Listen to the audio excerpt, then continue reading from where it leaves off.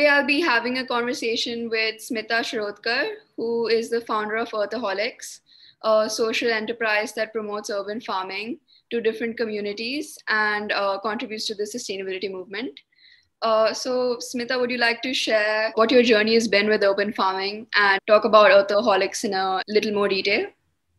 Yeah, sure. So thank you for that introduction. And my journey with urban farming has been quite funny because I started with not knowing anything, struggling to grow even one tomato and failing miserably, and then trying over and over again. And now finally, I am able to grow all my vegetables and even share the learning with others. So I feel happy about my personal journey with being able to grow my vegetables. And with Earthaholics also, it has been similar because back in 2011, when we started, people weren't so aware or interested, for that matter, in topics of sustainable living or urban farming. So it has been quite interesting with people, asking questions like, "What are you talking about growing vegetables in the city?" To now, yes, we want to grow more of that. So it has been a big switch in the last 8 years. Yes. Yeah.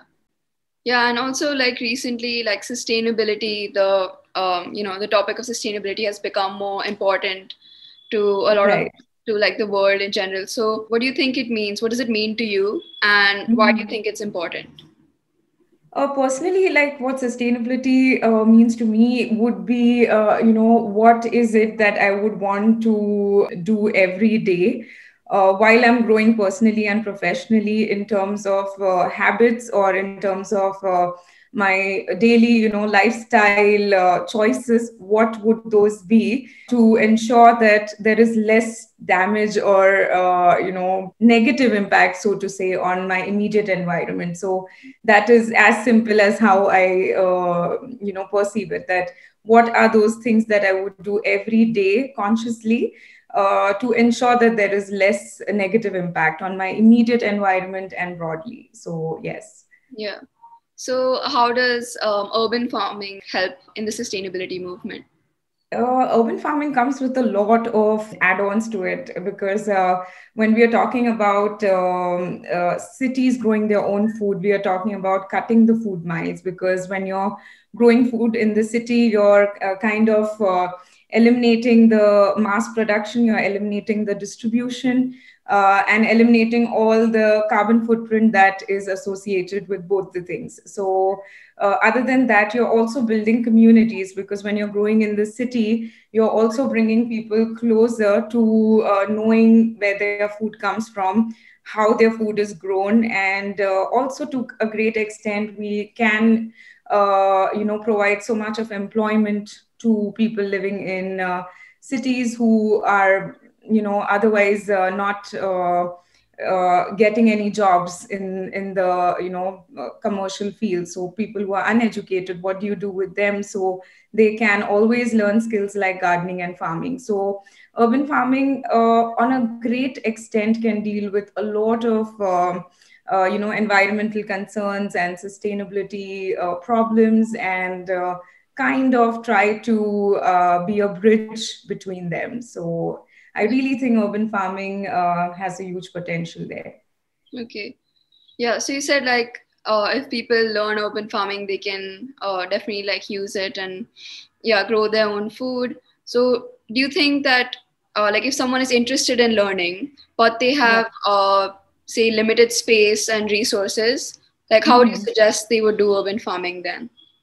Yeah, so there's always something for everyone. So if you don't have sunlight, you can have indoor plants, right? So if you don't have space indoors, and if you just have one box grill, maybe you can focus on growing microgreens. If you have a huge balcony and you like to grow your own food there, then it's even better. So you have at least some option. And if you have none of this, then you can come together on your terraces and start to grow together on your common rooftop or common open urban spaces. So in schools and hospitals, there's a lot of backyard, front yard space or rooftop space, especially in metro cities. All of our terraces are empty and unused. So we can always make use of them, even if you don't have space in your apartments. So there's always hope. Yeah, that's true. So, say in Mumbai, talking about Mumbai specifically, if you wanted to start an urban farm, what plants would you choose first to grow if you're like a beginner?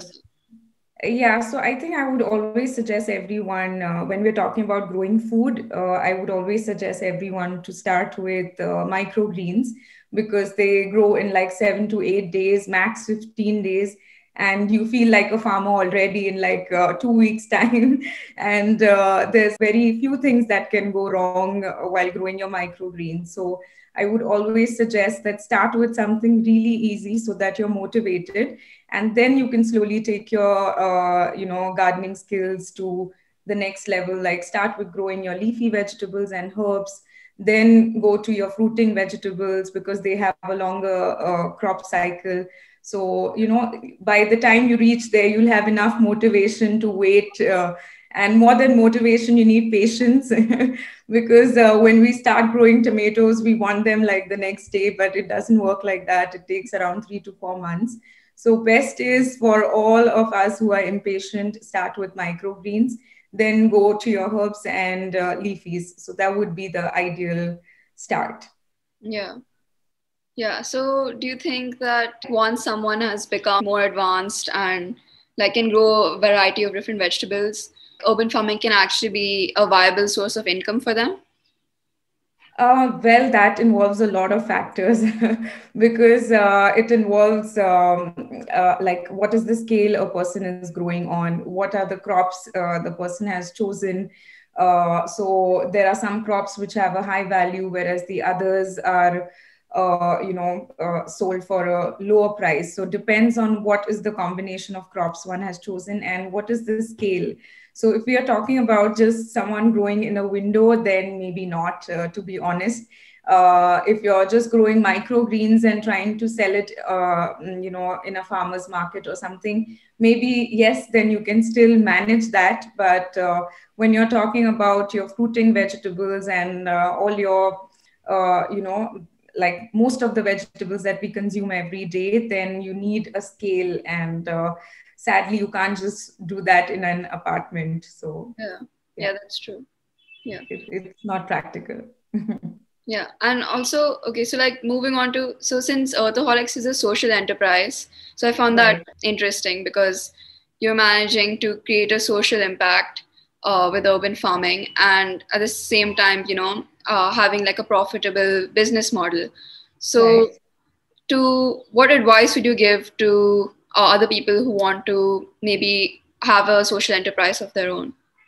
Right. I think it is very important to find out what is it that we are offering to the people. What is the convenience we are bringing to the people? Of course, your business plan and all of that matters, and the business model and blah blah. Like all the management stuff, all those big jargons. Yes, they matter, but what is of prime importance is what is the quality that you're offering to the people. What is the problem that you're solving, and is the service that you provide or the product that you offer, is it helping people in some way, or is it bringing convenience to them?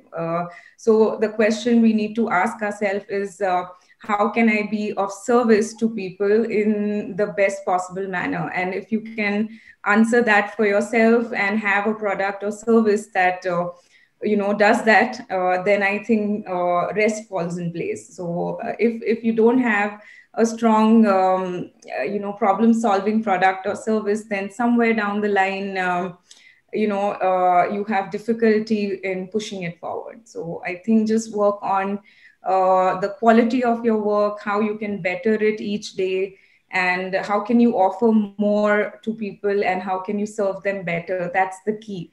And rest keeps falling in place. So you will have bad days, bad years, and sometime a quarter of no business, but that's the process. So yes. So how is like Earthaholics managing to do this? After corona, we also had a hit because we had some sort. So on the workshop front, we are doing great, but on the real estate clients where we have to offer physical services, and also the setups that we have to offer to people for their home gardens. We aren't able to provide those services anymore. So that whole chunk is, affected. So we did have a great hit due to Corona, but I think it was a hard year for everyone. So we are not losing hope, and we are gearing up again. And hopefully, there's going to be a vaccine soon. So there's light down there. Yeah. Yeah. Yeah. So speaking of the future, like, what do you Mhm. think the future of urban farming will be? I think there's a lot happening on that front. So there's so much on the technology front that is going on, so much with plant factories. Then there's so much on the architecture front, building of structures, or let's say buildings with green architecture, where there would be enough space allotted even for growing your food as well as your ornamental plants, which can cool the building down and also provide food to the people living in there, and having a lot of sustainable practices adopted in the whole setup. So a lot is going on the design front, technology front, and I think it looks quite promising. There's so much on vertical farming also happening, on growing indoors using artificial lights.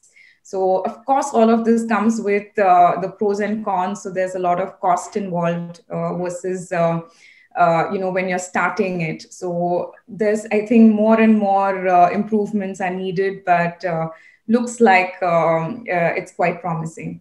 Yeah. So do you think that like this is one barrier that technology needs to improve before it can spread more widely, or are there any other barriers that are preventing urban farming from being more widespread? I think also people's perspective and attitude. So somehow we want convenience so much that we don't want to, we want someone else to do the food for us. For example, someone else should just grow it and give us, and we are happy with that.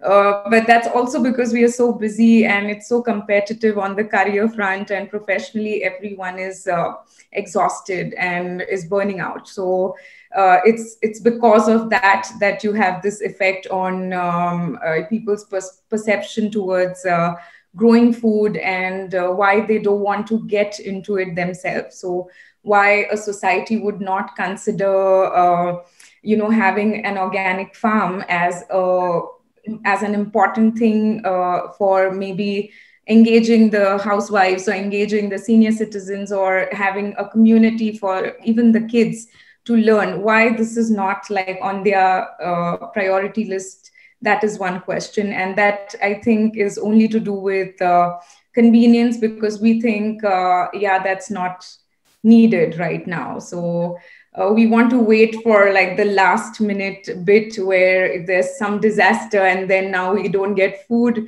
and so now we have to start growing. So that's, I think, the sad part. That's how it works always. So Yeah, yeah. yeah, that's true. Okay, so do you have any advice for today's youth for any steps they can take, for the sustainability movement through urban farming or any other methods? Right. The good news is most of them are smart enough, unlike how we were back then. So that's the good part. But I think what I could only say is just do your bit. We all think of big things that, oh, maybe I'm gonna do this movement and XYZ. But I think we can just start with ourselves, because, for example, even me, when I peep into what I'm doing every day, there are so many things that I want to change in terms of my choices towards a sustainable lifestyle, and I'm still struggling. So I think it's a big journey right there. So begin with yourself, and read a lot, because I think when we read, we become aware, and that's when we have better approach towards so many things, and read from the correct sources. That is also very important. Yeah. So with information available everywhere, that's one important thing, that just be conscious of the source. And I think rest, will happen as once you start with yourself, it just follows. Yeah. So yes. Yeah, I agree. I agree. Okay, so that's it for the interview. Thank you for. Thank you, Visha. It was nice chatting with you. Yeah, you too. You too. Thank you so much. Yes.